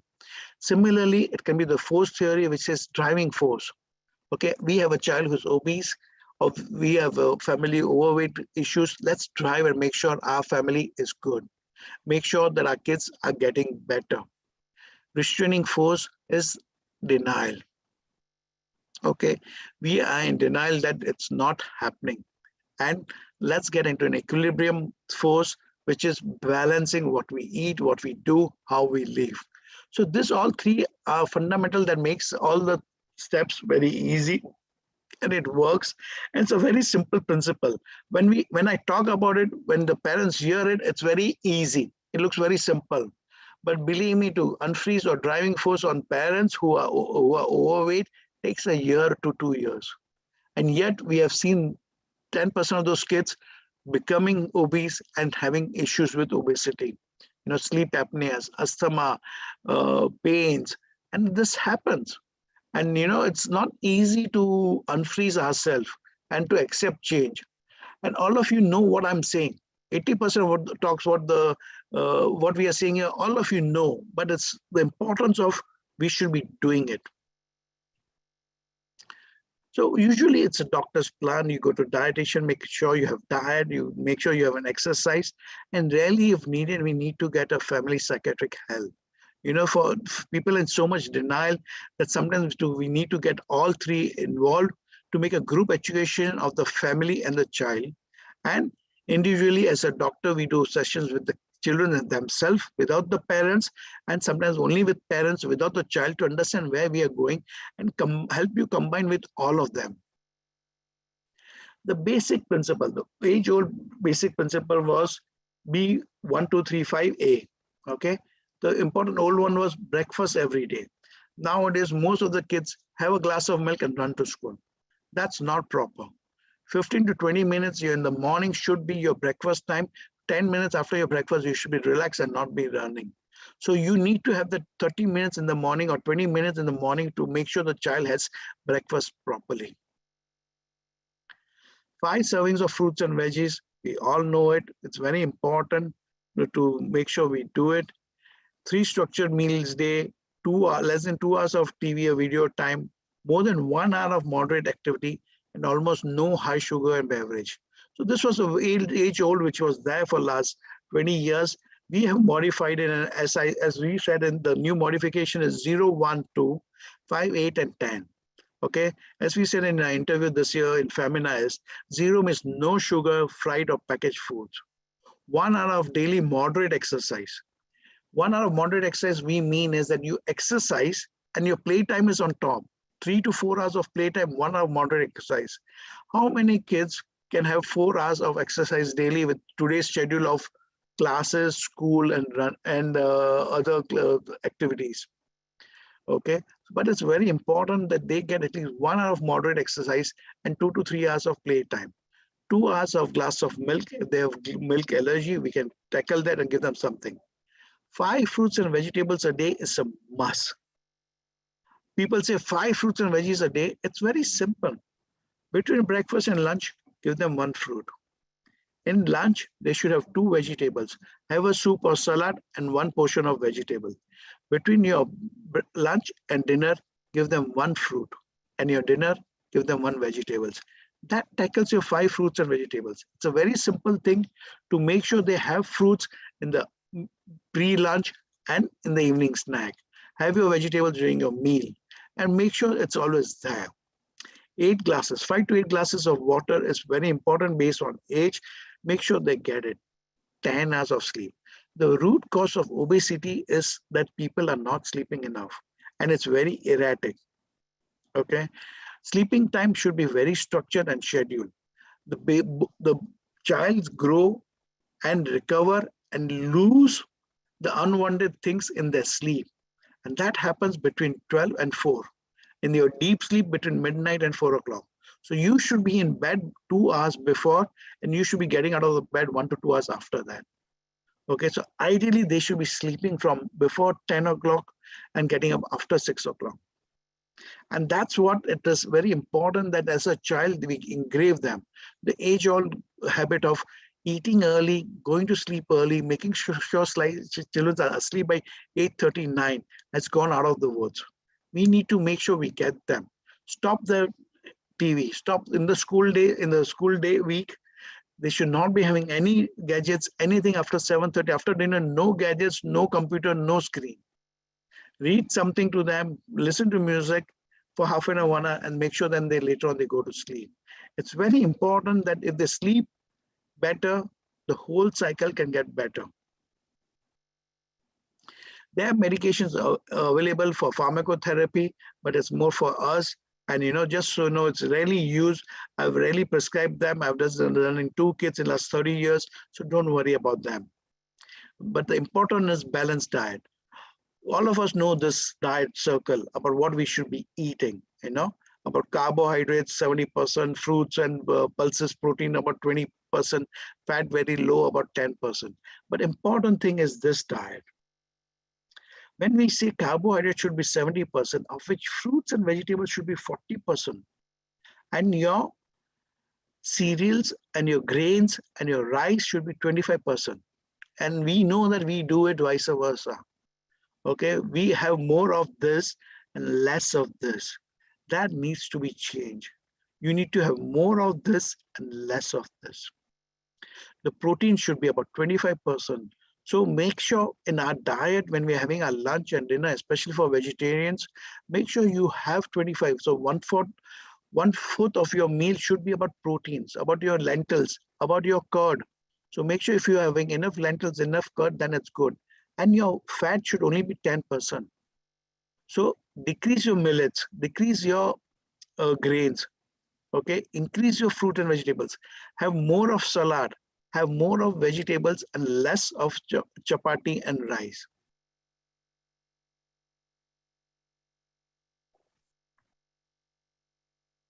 So important they have their fruits, they enjoy eating their fruits, 5 times fruits and vegetables, decrease on your bread and cereals, okay? More of a milk and protein-based diet and yogurt, and have your lean meal and at least once a week or twice a week, as the kids can have it, or have fish and not less of red meat for those who eat it. And your peanut butter, your fat and all should be a less proportion as per the picture compared to your male meal. So final thoughts, childhood obesity has reached an epidemic proportion. Pediatric metabolic syndrome or obesity with medical condition is a fact which is happening. Mainstay of treatment is diet and exercise and counseling. And counseling, I do not mean go to counselor, but counseling, I mean it starts in early childhood, begins with a caregiver, which is either your family doctor or your pediatricians or the family member themselves. Make sure referral for weight management program for all the kids after 6 years to prevent for prevention and prevention plus program for obesity treatment. 95 percentile with comorbidity is a fact which is happening, and above 99 percentile is very morbidly obese. Please, and if you do not want to go to your doctor, every yearly put your kids' height and weight on a BMI app or on a BMI calculator online and make sure you do it. I tell all the parents on your kid's birthday, when you celebrate, please also the next day or the day before, do this and make sure their child is healthy, wealthy. Okay, thank you. Any questions? I'll take it afterwards. If anything, you can always email me and I can get back to you with them. Thank you. Thank you, Dr. Bora. Am I audible? Thank you, Dr. Bora. Thank you. So many times we see, when we see undernourished children in magazines and newspapers, many times they are Indians. So it is now very difficult to believe or imbibe that 50% are obese. Maybe this is an urban data. Sir, you have raised an alert. Good advice for young mothers. We have to accept the fact that our child is obese. So many times if the mother who does not like to accept the fact that her child is not medically normal. So refreezing, unfreezing and refreezing was an excellent advice. Thank you, Dr. Bora, for such a informative talk. Friends, we have received some questions on the chat. So that interactive session is very interesting, but since we have run out of time, run beyond time, what we want to do.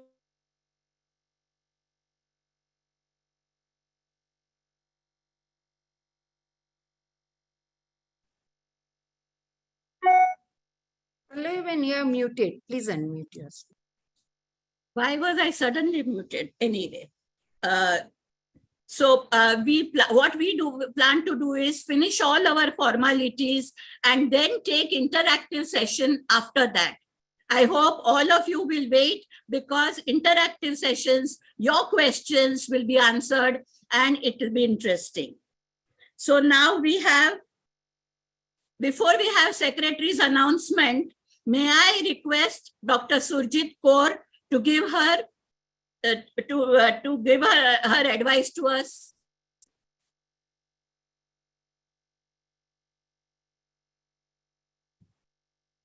Thank you, Dr. Pallavi. Thank you, Meeta and Dr. Pallavi. I knew the seminar would be good, but this good, I'm so happy. Dr. Pallavi, you've indeed found gems in the field to address us. I'm really happy that it was such a so much put into in such a short time. What I would say that they conveyed everything in such a simple manner for all to understand, because majority of us are laymen, and they made it so simple and all the facts were there. It was indeed an academic feast. Thank you, Dr. Rajeev and Dr. Amish, for giving us lots of messages to carry home. I think all of us were glued to our chairs because nobody can say that medical information is boring. Taking it coming from these two, it was really, really very, very interesting. And thank you, dear members, for your very healthy response to the seminar. We are really encouraged and we would love to take them up again in the near future. Isn't it so, Dr. Pallavi and Meeta? I Yes. think it is very encouraging, the response. Yes, of course, we will. Yeah. And thank you. In fact, I'm going to inform them about the next seminar towards the end of this seminar. Right away. No delay in that. Thank you so much. Thank you, everybody. Thank you, Surjit ji. And now we have Secretary's announcements by Prairienna Raichur.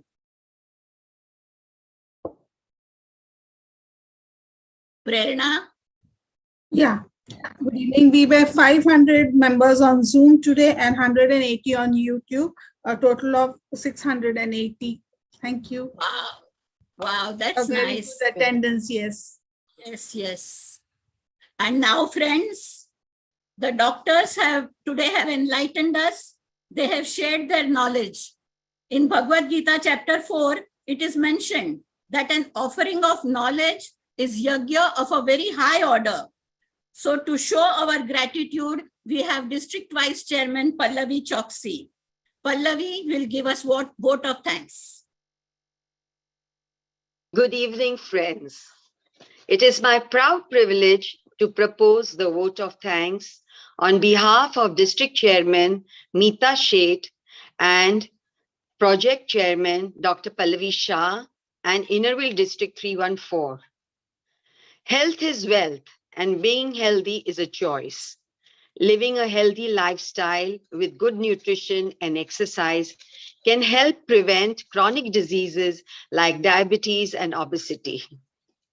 So we have received and we have enriched ourselves with a lot of knowledge by these two eminent doctors who have given us their valuable time and given us so much to take home. Thank you and our heartfelt gratitude to our association president, Dr. Surjit Kaur, for her full support and always helping us out to hold this seminar. Thank you so much, Surjit ji. Thank you, Dr. Kovind, for your very, very practical approach to how to handle diabetes. It's really going to be very helpful to us. We are going to present him with a token of appreciation on behalf of Innerville District 314. Our club president of Innerville Club of Mumbai Paleshwar and the secretary are presenting him with a bouquet of flowers at his office.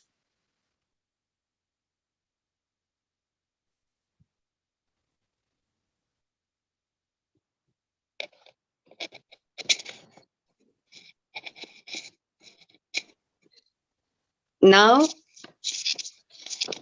thank you so much,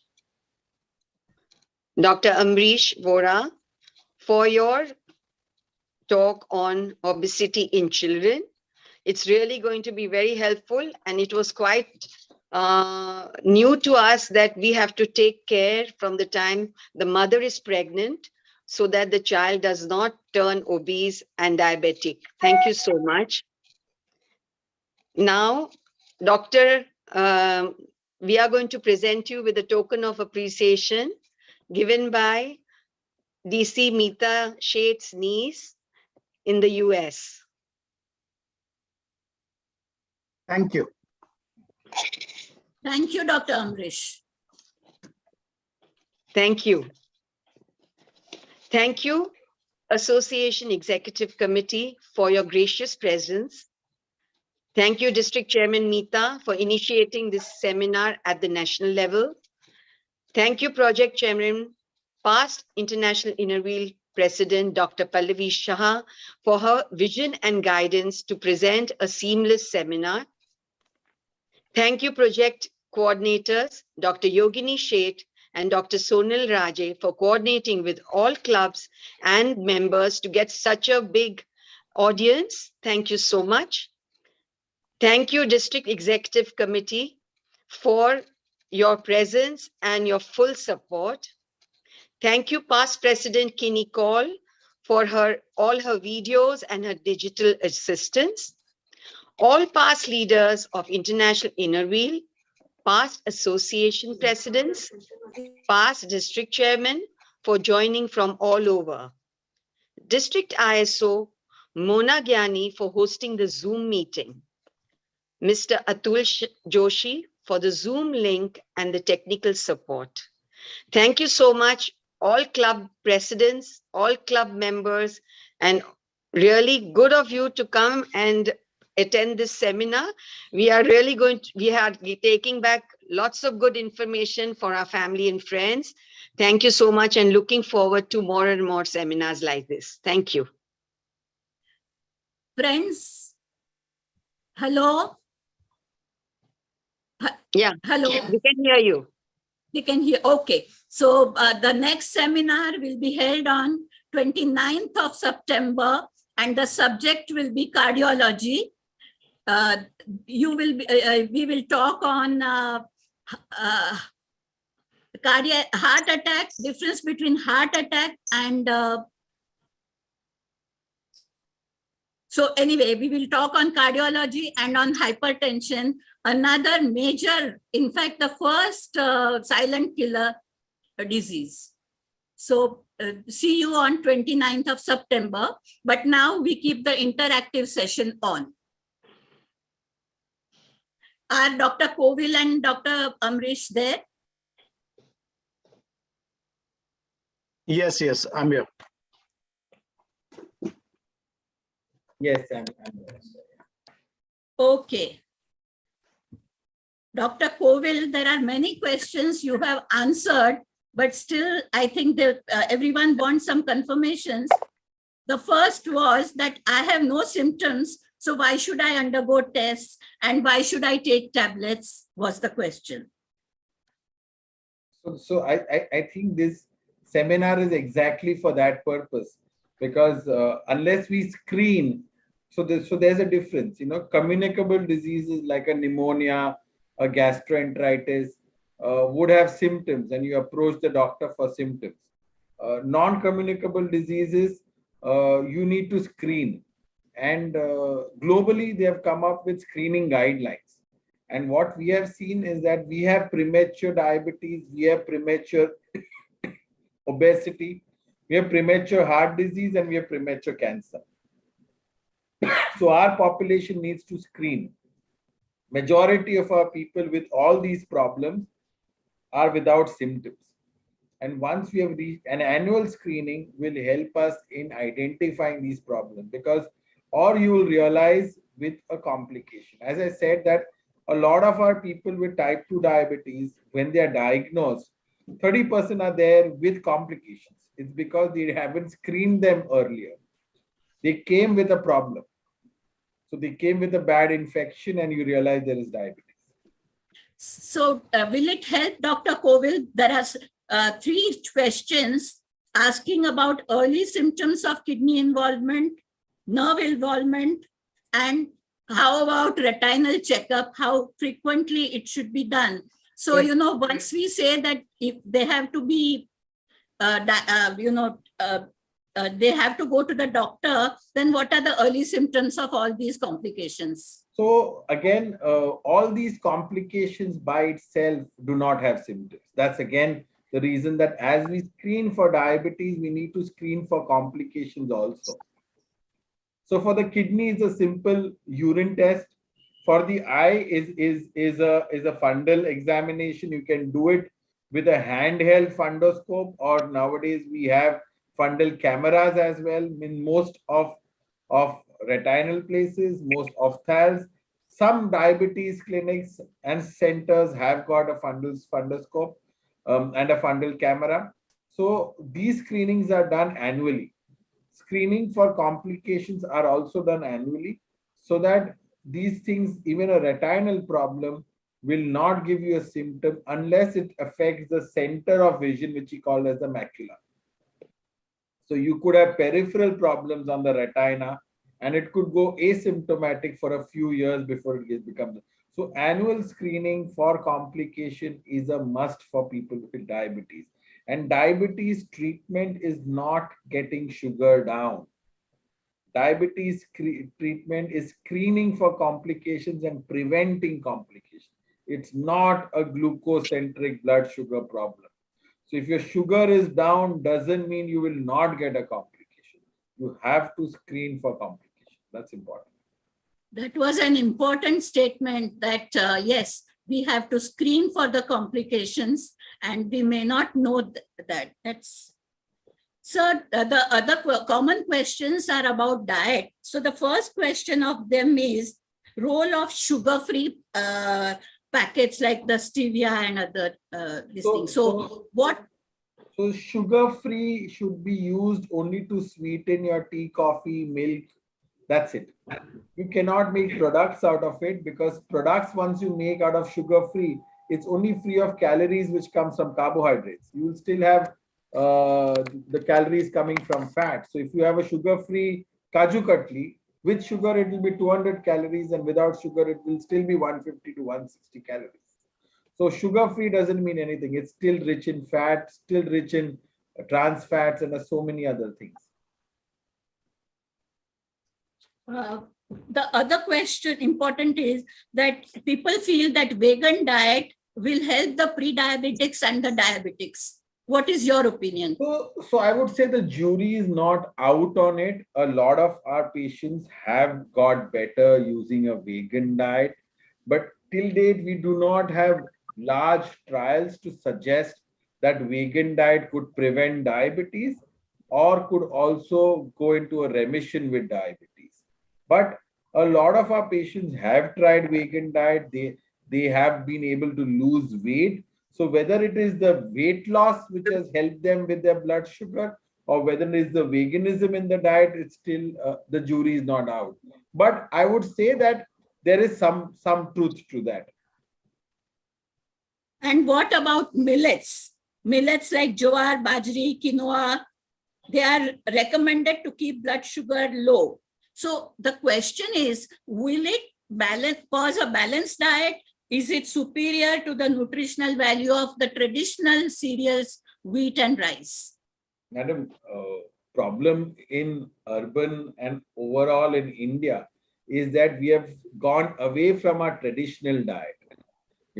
So even today, I'm sure if Meeta is watching, they would have a pav bhaji for dinner, or a sandwich for dinner, or a dosa for dinner, or a ragda patties for dinner, or a chaat for dinner. And because I can see a lot of Gujaratis say that we are going to have only one single thing for dinner. So for them, it's a light meal.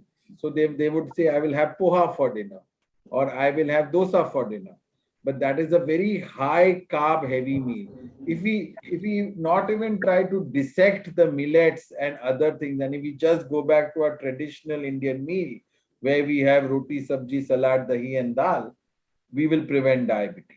And if you go on to something like millets, jowar and bajra, we will surely prevent problems. But the problem is palatability is also important. You cannot push something as a punishment to our patients, because it's a lifelong exercise. So whatever I tell them that you should choose things which you can practically carry forward for the rest of your life. Do not do things because the doctor told you or the nutritionist told you. If you can do it for the rest of your life, do it. That's important. We have to change kitchens. We have patients who do not have kitchens at their house. So we need to change the type of cooking. We, as Dr. Vora said, that we need to involve people in cooking and not Ramu Kaka make my food and nobody is monitoring him. So the amount of oil needs to be 0.5 kilo per person. Everything needs to be monitored. That's the only way you can have a healthy family and at the end, a healthy India. Is it possible for you to tell us, a lot of research has been done on treatment of pre-diabetics and diabetics. So some of the new promising ones. So a lot of treatment has been done, and a majority of treatment earlier around 2 to 3 decades back was focused on lifestyle monitoring only and lifestyle changes. And we've seen that lifestyle changes is not able to prevent diabetes by only 30 to 40%. Drugs are able to prevent diabetes. Till date, we have only metformin and another alpha glucosidase inhibitor, which has got a labeled indication for pre-diabetes. But today, a lot of research is being done, especially in some forms of type 2 diabetes, which we call as monogenic diabetes, where we are able to actually identify genes. So the future in the next 10 years is going to be a lot of precision medicine. So as you come in, your blood sample will be taken to see what are the genetic abnormalities you are having. And then we could have, as you go to an astrologer and you get your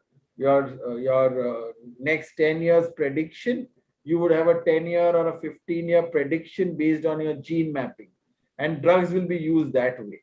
That is the future. But as of today, we have certain drugs which are being used. Too early to talk about them. They're GLP and SGLT2 and glucokinase deactivators.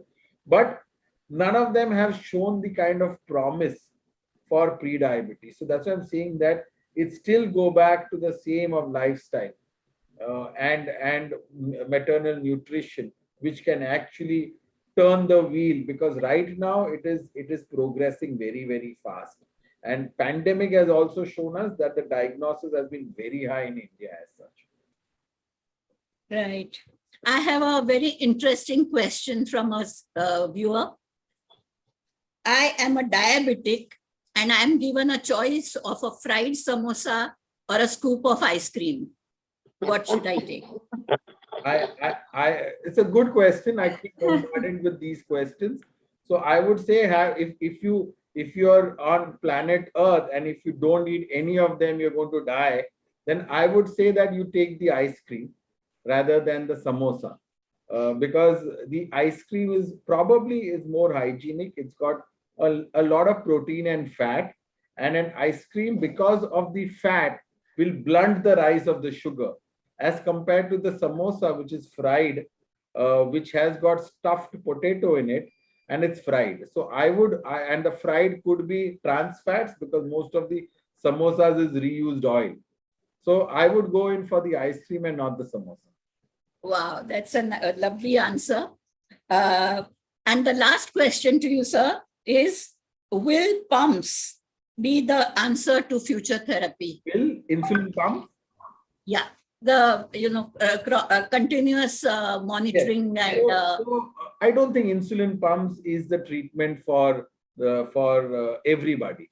Insulin pumps are only for people with type 1 diabetes, and people can live a life free without injections with an insulin pump.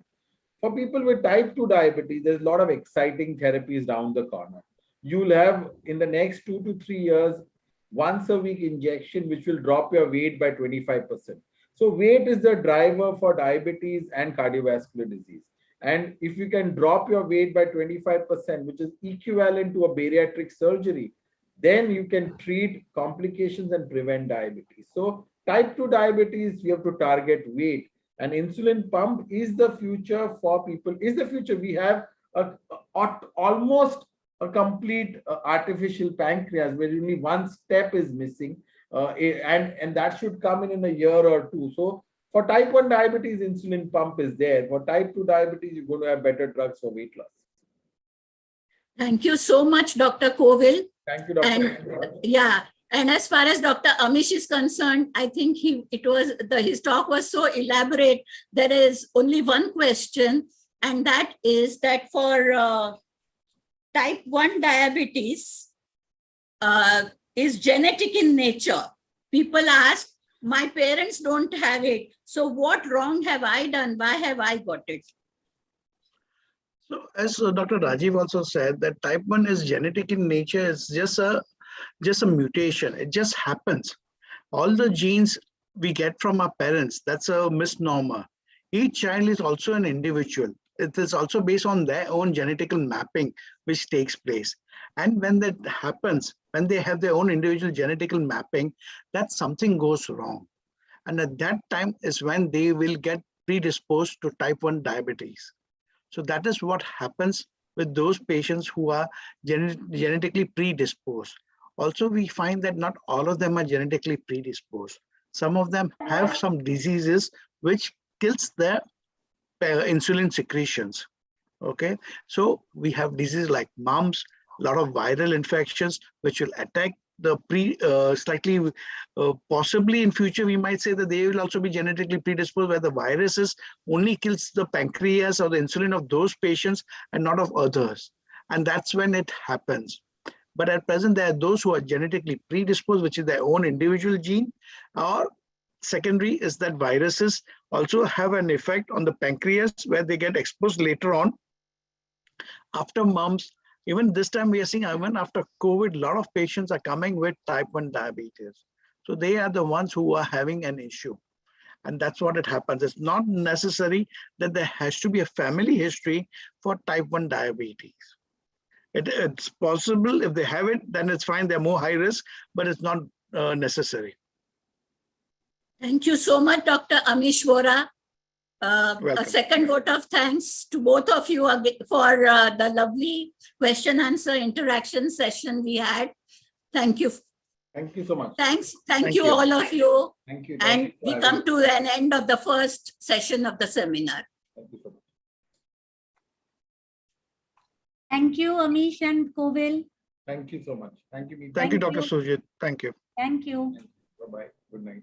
Bye-bye. Meeta, can we stop live streaming of YouTube now? Yes, you can stop the live. Yes. Is it okay, Okay. no? Dr. Pallavi will stop the live streaming, no? Yes, we can. Then Yes. We stop it Kavita, and leave please. Kavita, please stop the live streaming. Stop the live streaming of YouTube.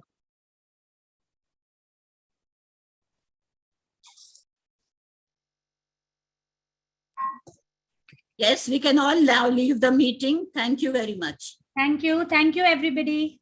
Thank you. Muna, you want to end the meeting? Yes, okay. I could adjourn the meeting. I could adjourn. Yeah, Okay. please, sorry. Yes, Dr. Surjit, please adjourn the meeting. Very, very interesting meeting is adjourned and looking forward to the next one. आपने जिस व्यक्ति को call किया है वो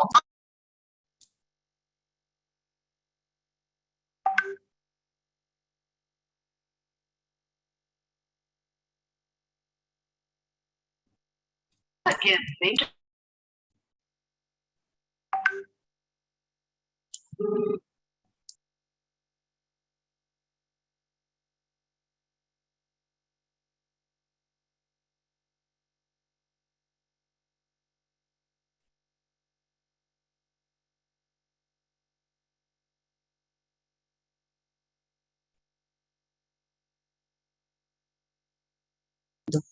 Meeta, Yes. shall we end the meeting? Can we end the Yes, meeting? please, Yeah, please end the meeting. Kavita, end the meeting. Thank you very much. Thank you. Bye. Thank you.